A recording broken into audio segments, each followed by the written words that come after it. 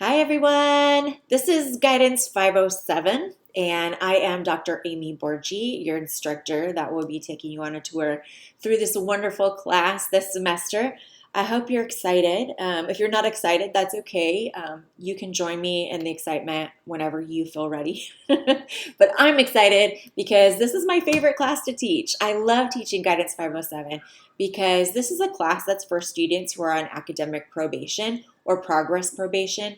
And that means that these are students who have maybe made some mistakes before. And I can relate because I've made a lot of mistakes. I'm sure, you've made lots of mistakes. And the best thing about making mistakes is that they help us to learn kind of what we did wrong so we can get ourselves back on track and figure out what will work. But sometimes if we don't make a mistake and we just do it right the first time, we don't learn as much as when we make a mistake and then we learn and then we go back to what we're supposed to be doing with a better knowledge of what's going on. So you guys are going to have some time to reflect upon some of the things that have happened to you as a student and ask yourself, okay, how did I end up in this position? What could I have done differently or better? What went well? Maybe I should do more of that. So this class is going to be about reflecting upon, what's already happened, and then also looking forward at what we want to see happen in our future. And that would be, you making your decisions and your choices about what you want to do with your life. For some people, they are like, school is a perfect place for me. I just kind of messed up because of this and that. For others, it's like, maybe school isn't the right fit for me right now. Maybe I'll come back down the road, but for now, it's just not right for me. And that's okay too, because there's no real right answer to what do you want to do with the rest of your life, right? It's kind of like, I'll probably do a lot of things with the rest of my life, but it's what do we want to focus on next? What part comes next? Because we can have tons of goals, but you can only really focus on so many goals at a time. So I guess this semester is your opportunity to look at the goals that you have set for yourself, or maybe to set some goals if you don't have some already, and decide, okay, which ones am I willing to pursue now? Like, which ones are the most important? Are there some that I have to do now or I won't get to do them later? Maybe I should do those now. So this class is about helping you figure out, how to manage your time well, how to figure out what goals you want to pursue, and setting a plan out, a plan of attack to achieve what you want to achieve in your life. And of course, looking back on the mistakes you made and maybe improving so next time you don't make the same ones, just stuff like that. And it's pretty simple, but it's also kind of complicated. And that's why I'm here. I'm here to help you to facilitate your journey through this class where you're going to learn a lot of things, but not all of them will apply to you. So what I would like you to do is just listen to everything that I have to offer. I will give you all kinds of tools, all kinds of things that you can use, and try them out. Go in your life and just try them out and see if they work for you. If they work, then great, keep those in your repertoire. But if they don't work, then obviously that tool wasn't good for you. Maybe it's good for someone else. But I like to give all different kinds of tools for all different types of people because we're not all the same. And there isn't just one right way to be successful or to achieve success. And so we're going to talk a lot about success, what that means, what it's about for you, what does your success look like compared to other people's versions of success. And we're all on a journey, I'm on a journey, you're on a journey. And I guess I'm just here to help you with this part of your journey this semester, okay? Make sure that you watch this video all the way through because I will be going over some really important tips, tricks, tools, and things that you need to watch out for, especially with Canvas, because we do have some things with Canvas that you need to know about. I'm going to put that at the very end. So make sure that you watch the end part of the video so you can get those kind of fixes for the problems that we have with Canvas. So it's like we've got known issues, but I've got workarounds for you. I do have kind of an extensive, list of things I'd like to get through in this lecture. It's probably going to take me about 40 minutes to do so, but I'm going to try to move quickly. I do want to say that you might be wondering about me, what my qualifications are. I'm actually a doctor of clinical psychology, although I'm no longer a therapist, and I'm now just exclusively a teacher. And I also write romance novels kind of on the side. That's my side job. And that's what I do. But what I've been doing for many years is helping students just like you who are in this program. And I think I've been at Chafee for, I think this is my 16th year at Chafee, going on 17. And this program has been around probably for 15 years. And I've been here since the beginning teaching students just like you for all these years. Okay, so if you're really interested in what some other students who have completed the class have to say about the class, in the course introduction for this week, I do have a list of testimonials from many different semesters, including last semester, of students who completed the class and what they thought of it. Some of those are strictly online students like you, and others are, students who have taken the class in person. So those are there for you to kind of just see, like, look, other people did well in the class and they liked it and it worked well for them. Most students who complete the class do find that they have changed significantly throughout the course of the term because we are doing a lot of self-reflection and things like that. And it's pretty tough to really look at yourself and be honest with yourself and not have some sort of change happen. So that's why this class is not just about getting better at studying. It's also about getting better at being you. Like, what do you want and how do you want it? And what will you do to get the things that you want? I'm here to teach you the stuff that they don't teach in most classes, but that everybody should probably know about life. So I'm happy to teach you that information. If you do need me for any reason throughout the term, the best way to reach me is via text. My phone number is 909-224-1204. And text is the fastest way to reach me, but you can always, of course, just give me a phone call. I usually return calls within 24 hours. You can also email me. It's AMY period, and then my last name, BORGHI at chafee.edu. If you are going to email, please make sure that you email from a Chafee email, because if you don't and you use another email, like let's say you use your Yahoo address, a lot of times student emails are quarantined. A good way to email me is just go through Canvas, like go find me on Canvas in our class and just click on, message me there. The emails usually go through from Canvas, but we've had some that have been quarantined. So if you do not hear from me within 48 hours of emailing me, there is a problem, and please just text or call me at that point and let me know, hey, I emailed, and I'll look and see if I got it. A lot of times your email has been quarantined and I can still get to it. I just have to know it's there and be looking for it in order to find it. I'm not just going to be able to find it without you letting me know that you emailed me. So a lot of students will just, if they do email me, they'll also just shoot me a text and say, hey, I emailed you, because maybe it's something that's too long to text or whatever. Okay. So, let's see. The first thing I want you to know is that you are going to be graded on your ability to follow instructions on assignments. And because a lot of times the stuff that we're doing or we're going over, there's really not a right or wrong way to grade it. It's sort of like, just any answer is probably good because it's your opinion or something like that. And so what I found is the best way to actually grade these types of assignments is to give you some instructions and then just grade you on how you follow those instructions.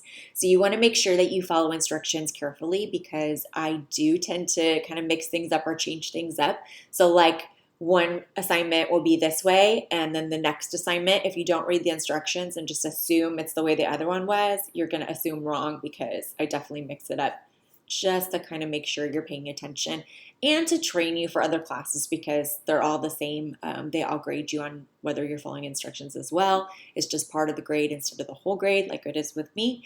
But that's just something that I've learned is very helpful and useful in kind of getting you in the habit of making sure you read the instructions before you do the work.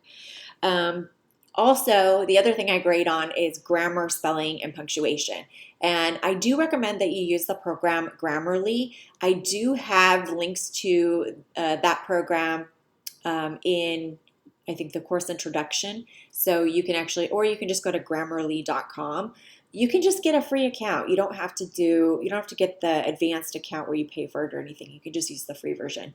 And you're welcome to use any spelling or grammar check that you like.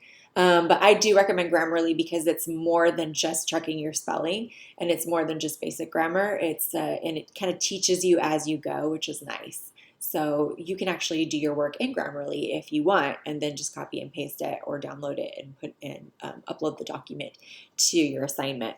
So the second item is no late work. I don't accept late work because mostly because it's hard for me to stay organized and stay on top of late work. And plus, I don't want you to get in the habit of turning in late work because I think that in the real world, like most of the time, it's either on time or it's not relevant anymore. Like if you're at work and you're like, oh, I don't have that presentation done, it's just like, well, guess you missed out on doing that presentation and now you're going to face consequences, maybe getting fired or something like that. So this is just my way of saying, hey, the world is like this too. It's easier for me to just not take late work, and it's better for you if I don't. So I'm not going to. But there are two exceptions under which I will accept late work. And a lot of people have, I've gotten some feedback saying, I think that's a little harsh, but it's been 16 years of teaching, and this is what works best for me as an instructor. And I think that it's something that's workable for students as well. So if you, your spouse, or your children get COVID, I will, and you can show me proof that that's what happened. I will let you turn in late work for the time period that you're taking care of your loved ones or that you're sick. If you or your children are sick and have to go to the doctor, I will accept those excuses, but not like, oh, my husband has to go to the doctor, so I get off. No, that's only if they get COVID, okay? But if they're sick with something else, that's not an excuse for you to get out of turning in your work on time. So really it's just you or your kids are sick, and it has to be something that's lasting longer than a week, okay? So if it's just like, I'm taking my kid to the doctor, I'm not going to let you turn in late work because you have a whole week to do your work. And so it would be like if your kid is sick for an entire week in the hospital and I couldn't turn in my work, okay, I get that, okay? But when it comes to your spouse, it's only if they get COVID, not if they get other stuff, okay? Stepchildren count. Just so you know, if you have a stepchild and you have to take them to the doctor and they're sick for a week, then okay. So it does have to be something that lasts longer than a week, since this is an online class and you have literally a full week to get your work done. The other excuse would be as if you have to go to some type of court appearance. So if you have jury duty, or if you get incarcerated, you're innocent until proven guilty in my book. And so if that does happen to you when you get out of jail, or if you know you're going to have jury duty or something like that, just let me know and we'll figure something out so you can turn in your work after the fact. Other than that, I don't accept any other late work excuses. And that includes funerals for relatives and things like that. If it's your immediate family, like husband and children, and it's a funeral, I will probably give you the opportunity to turn your work late. But if it's like extended family, grandmas, uncles, cousins, etc., you're welcome to still go to their funeral and do whatever you need to do. But like I said, you have a full week to do your work. So it shouldn't take a full week. And if it does, that's your decision to have it take a full week, okay? So that's why I don't really offer late work when it comes to those things. And I think that's 100% fair, although some people would argue about that. Those are the rules for me for this semester and for this class. And so hopefully you're listening and you know them, so you're not surprised or shocked when we get to that situation, if we get there, okay? Okay, so my next one is you want to use the syllabus for all of the due dates for this class. And that's because Canvas has a tendency to glitch on due dates for assignments, and it does have this nice assignment list for you where it lists all the assignments, but the problem with that is that the discussions aren't always included in that list. So if you're not paying attention, you might be missing a whole portion of the class, which is discussions, which is why I'm just saying, and quizzes too. Quizzes don't always show up on that assignment list. So you want to make sure that you look in the syllabus every single week and see what's due. Because if you don't, there's a chance that you might miss something really important. So please don't rely just on that list in Canvas that says this is what's coming up and this is what's due next. And there also might be assignments that are ongoing, that are longer, that you may not see on that list as well, which is why it's really important that you do look just in the syllabus for your assignments for each week. The way assignments work in Canvas is if I list them, like let's say in week 1, you'll see your assignment list, and you'll go into Canvas. I strongly urge you to look in the modules section of Canvas for our class, because that has the layout for all of the assignments and materials in the class. And that's it's better because then you can kind of jump around instead of having to, if you go through the home page, so there's a home page with this video will be on the home page, and then underneath it, you'll see like a list of week 1, week 2, week 3, week 4. If you click there, what's going to happen is going to open up the week, but you're going to have to scroll through every single item in that week to get to the end of the week. And let's say you just want to look at the last thing at the very end, you would waste a lot of time having to sit there clicking, going next, next, next to get to that final thing. But if you go to the modules view, which is on the left-hand side, you'll see there's like a grades tab where you can check your grades at any time. You'll see the assignments, and you'll see a list of assignments there, which I don't want you to use to, make sure you've got everything done. You want to look at your syllabus. But underneath that, you'll see modules. And modules, in modules, you'll see whatever open modules there are. So for this week, you'll see the course introduction module, and you'll see module 1. And both of those will be open. And you'll be able to see the whole week's stuff, like all the stuff, all at once. And that includes not just your assignments for that week, but also any materials like PowerPoints or videos or things that I have for you to look over. So make sure you look at the modules tab. I am going to include a little video that shows you, how to use the modules tab and how to access things on Canvas. So make sure you do take a look at that video. It is in the course introduction for you. Okay. All right. So the next thing is you're going to want to go in a certain order each week when you're going through the materials. And this is how I want you to do it. So first, I want you to start by checking the syllabus, and you're going to take your day planner and you're going to get it out, and you're going to look at what's in the syllabus, and then you're going to figure out, when am I going to do this stuff? And you're going to put that into your calendar. Make sure that you work around your work schedule and everything else that you have going on, but figure out, when am I going to actually do this stuff? And put that into your schedule.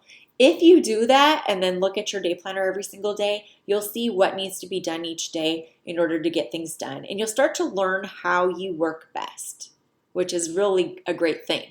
So you may be the kind of person that does best when you just do like one assignment a day, or you may find you're the type of student that likes to do like half of it at the beginning of the week and half of it at the end.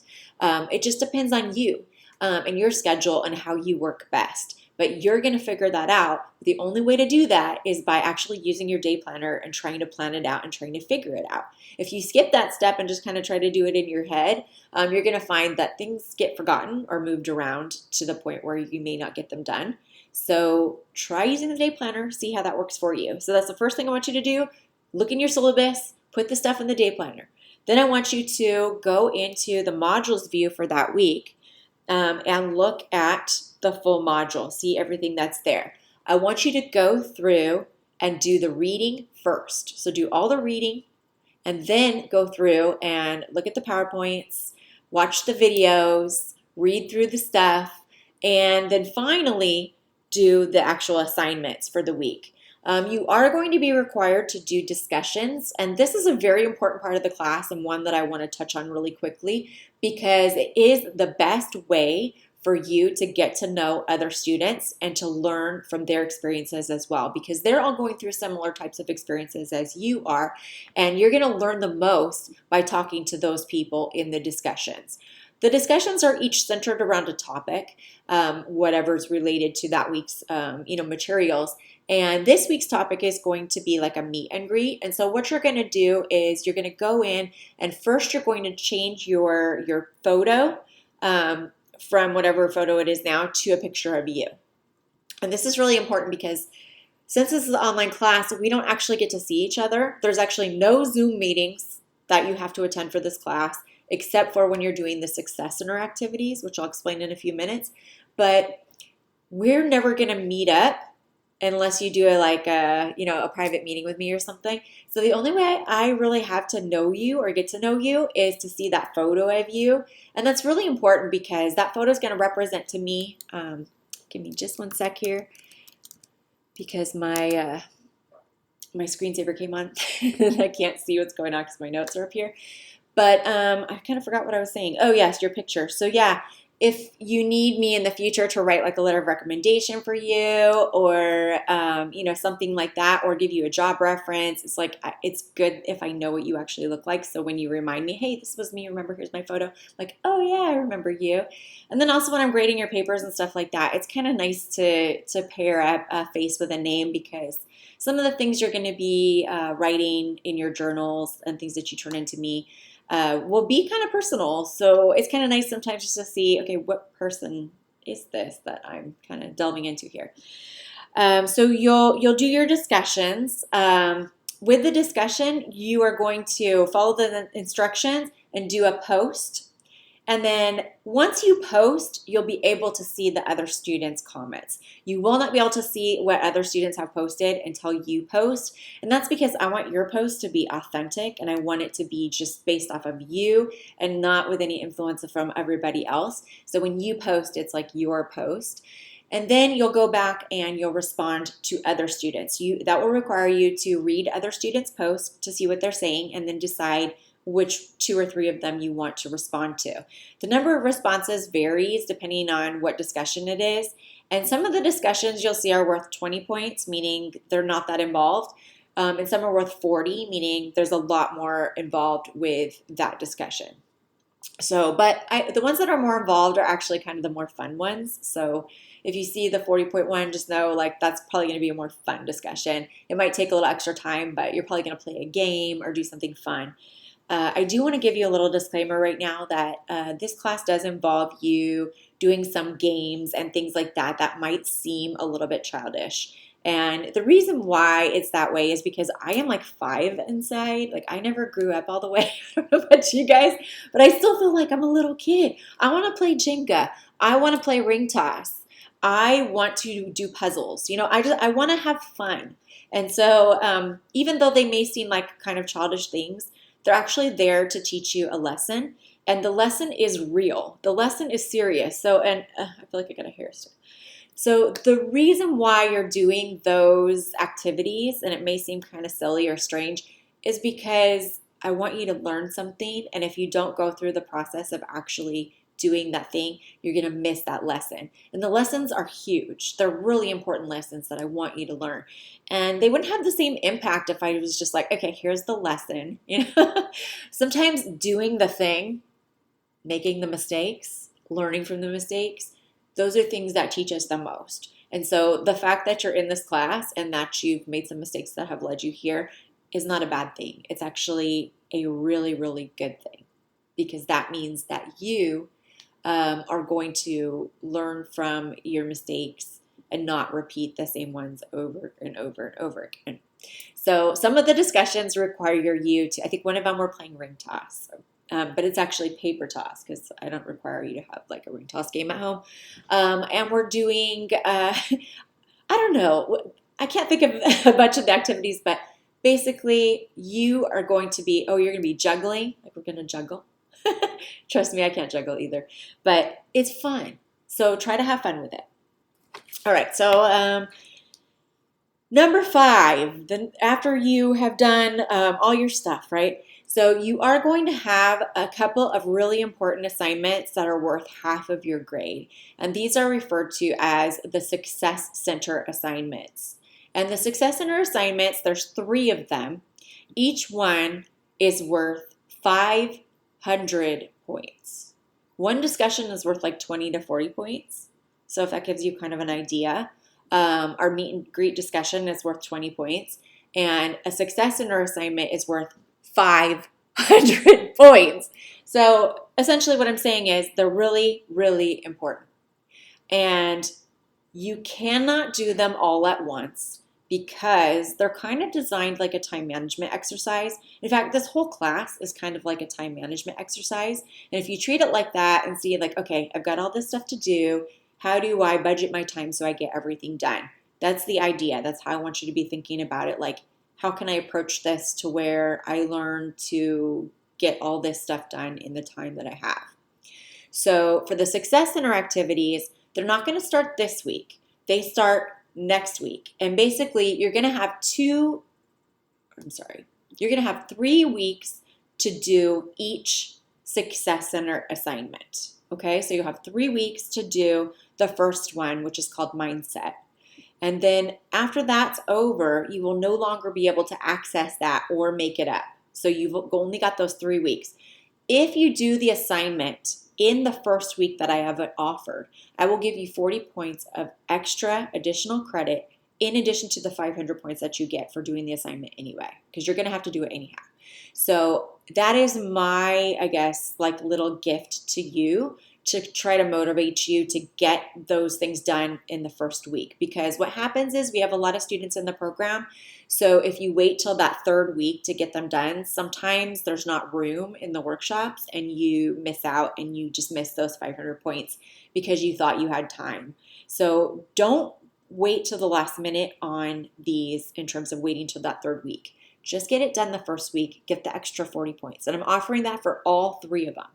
Okay, so after that first 3 weeks is over, then the second activity begins and you have 3 weeks to do that one. That one's called Learning Strategies. And when that one's done, then you have Time Management. And then after that, we're done and we don't have any more Success Center activities for the rest of the term. You don't have to worry about that anymore. And then we'll work on our mission statement video project, which is a whole other situation. So if you get each one done in that first week, you'll get 40 points for each one. And you already have to do that anyways. So you're not doing anything extra other than just getting it done ahead of time. So there's a big incentive there, hopefully, for you guys to get those done ahead of time.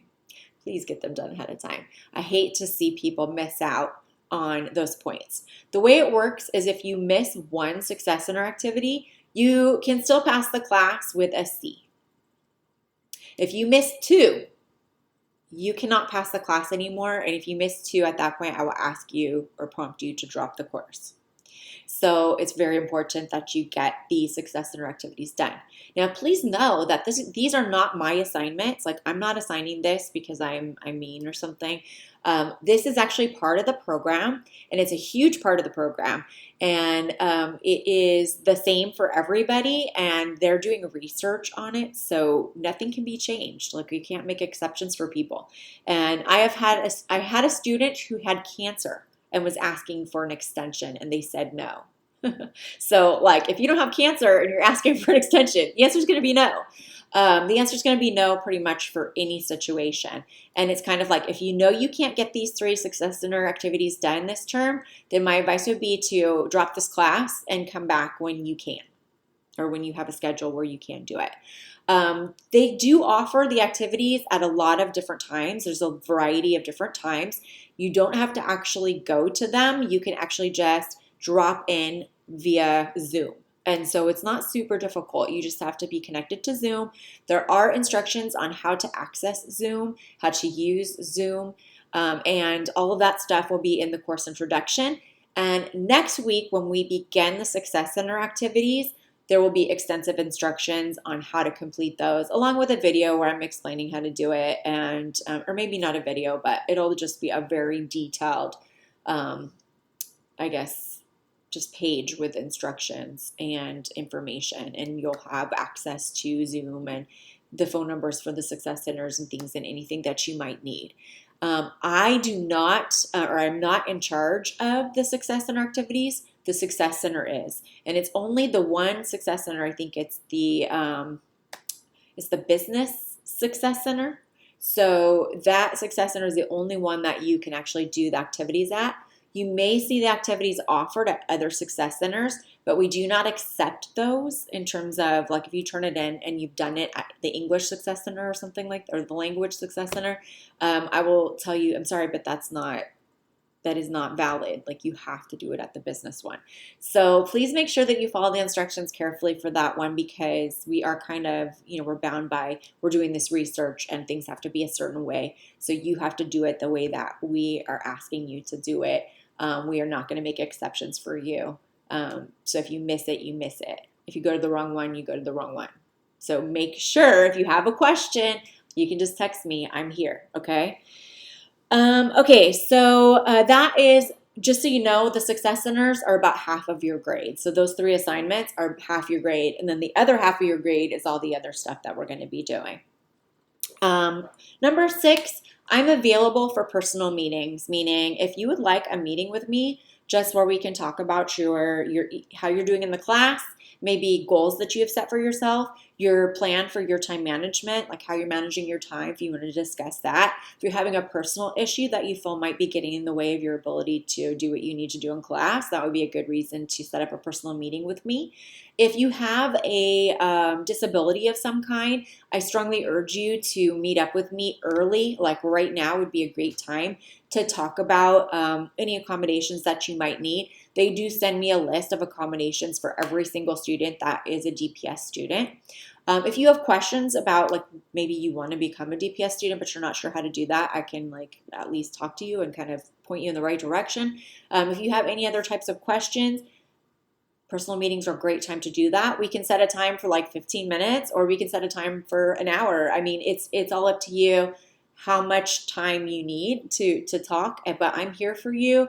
And that's why I'm here. I mean, that's why I'm teaching the class, because I'm the type of person that has that extra time to devote to helping you out if you need it, okay? So if you need help, you need extra anything, or you just want to talk, hit me up. Just text me and we can set up a time. I'm at 909-224-1204, okay? So number 7, we're at the end here. This is the known Canvas glitches. And these are glitches that, and not all of them are really glitches. I would just say, maybe I should retitle it to annoying things that Canvas does that we don't like, or that aren't intuitive. So the first one is that Canvas times out a lot. So if let's say you're working on an assignment and you're working in the text box, because kind of the way assignments are set up, you can either turn things in via a text box, or you can upload a document. You can also upload, pictures and things like that, but only if I allow it for that assignment. For most assignments, you're going to see that only the text box and the document upload are available to you. So let's say you decide to do the assignment in the text box, and you're actually doing the assignment and typing things out, and then your mom calls you and says, hey, can you come do the dishes? And you're like, Mom, I'm in the middle of this. And she's like, but I need you to do the dishes now. And you're like, okay. And you get up and you go do the dishes. And when you come back, you go to get going on your Canvas stuff, and you finish your work and everything looks good. It doesn't seem like it's timed out, but the truth is it timed out a long time ago. It's just not going to let you know it timed out until you press upload, enter, whatever. When you press that, then it's going to be churn, and then it's going to prompt you to sign in. And you'll sign in, and you're going to be hoping, please God, let my work still be there. But of course, when it pops back up, it's going to be blank and all your work is going to be gone. And I can't tell you how many times this has happened to me when I'm trying to create assignments and things, and I'm in the middle of, creating this long, extensive thing, and I forget to just save it really fast before I go to the bathroom or whatever, and then come back and it's gone, and I'm devastated. So I don't want that to happen to you. So really the best workaround that I found is to do your work in another program and then just copy and paste it into the text box, or do your work in another program and then upload the saved document to Canvas. And that way you won't have a problem. I like Google Docs because Google Docs automatically saves things, but that leads us to kind of another problem, which is Google Docs and Google Drive. And I also say Dropbox, which is another program where it's a cloud. I'd say any cloud program. Do not use cloud programs to link to your assignment, because Canvas is not set up for that and it will not work. There is actually a little tab where I could enable that enables Google links and things like that. But the truth is, half the time it doesn't work either. So there is like one specific way to make Google Docs and Google Drive work in Canvas, but it's kind of complicated to the point where it's like, nobody's going to do that. Nobody knows how to do that. So we are going to be turning in, I think, one assignment, your mission statement video will be turned in via a Google Drive or Dropbox link, but I'm going to give you very, very specific instructions on how to turn that in, and you want to make sure you read them very carefully and follow them very carefully so that way your link does work, okay?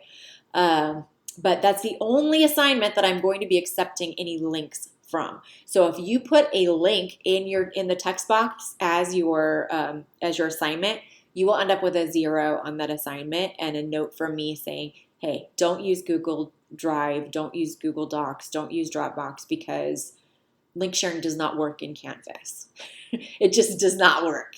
And even if you've used it in other classes, like I said, there is kind of a way that you can set it up, but for me, when I've used it, it's like it works part of the time, and it really requires the students to understand how link sharing works. And it's just, I don't want to go through all that drama with you guys when it could be just easy, and you could just take your Google Doc and copy what's in it and paste it into the text box. Or you can actually save if you use Pages, or if you use Google Docs, you can actually save as a Microsoft Word document and then just upload the document. Pages works okay, but I'm just going to warn you and let you know that if you do upload something from Pages, like the Pages document, that I do have to open it separately. It doesn't just open in Canvas all nice and pretty like a Microsoft Word document does. So if you really want it to be easy for me, please save it as a document. If you want to make it complicated for me, then I guess you could leave it as Pages, but just know that, it's going to it's going to cause me a little bit of, I got to go actually upload the document or download the document before I can view it. And I won't be able to grade it right there in Canvas. So it just makes it a little more hard for me. The other thing is, this is the one that's really probably the most annoying. I don't know why it's this way, because it's not intuitive. It doesn't make sense. No one knows. I mean, probably with the programmers know. They're like, there must have been some problem or issue that made it have to be this way. But you can only upload documents at the same time to get them into an assignment. And that's fine. I mean, it's not that big of a deal, but you have to know that that's what's going on. Because what happens is, let's say let's say this is my first document. And I'm like, okay, I'm going to upload that. And I upload that into the assignment. Then I go, okay, I got my second document here. And I'm going to upload that. And when I upload this, it's going to knock this one out, and it's no longer going to be uploaded. And so if I look at my assignment, I will only see one document there. So what you're going to need to do is you're going to have to choose this document and then click on, select another item or choose another item. And then you'll choose this one. And you can choose, I think, up to 10 documents at once or 10 items. Once you get all the items together, like let's say, these are all the items. Okay, we've got them all together. Then press upload and they'll all end up there together. If that makes sense. But yeah, if you do one at a time, it's whatever the most recent upload is going to knock out whatever is already in there, if that makes sense. You can actually go back into your assignments and see what documents have been uploaded, and it'll list them. So if you've got like 4 or 5, you'll see a list of 4 or 5 on the right-hand side of the assignment. Kind of above, there's like a little text box. If you need to say anything about what happened with your assignment, you can go ahead and type something into that text box, after you've uploaded your stuff. And I will see that when I go to grade. So just so you know, that text box on the side is there for you to make a comment to me if you need to let me know something about the assignment or if something wasn't working properly or whatever. So you'll need to upload all stuff at once. And your first assignment is going to be actually to upload your books and a day planner. So these are the books for the class. We have the On-Course book, and I think it looks a little bit different. Mine's the teacher's edition, so it looks a little different, but you want to make sure it's the 8th edition. And this is the 7 Habits of Highly Effective Teens, and there's actually a couple different versions of this. As long as they're like the actual like 5x8 size, or maybe it's 5x9 size book, it's okay for you to have. You can have, I think it's the 1998 version or the more new version. I think it's 2011. So either way, it doesn't matter what version you have of this book because they're all the same inside. But this book, make sure it's the 8th edition because the 7th edition and the 9th edition are very different than, the 8th edition. And the 8th edition is what we're working with and what we're using for this class. So you want to make sure you have this one. Now, I strongly recommend that you get the online version or the ebook version of this book. For this one, I strongly recommend you get the audiobook and just listen to it because it's kind of nice. If you like listening to books, there is an audio version. Oh, my screensaver just came on again. Excuse me.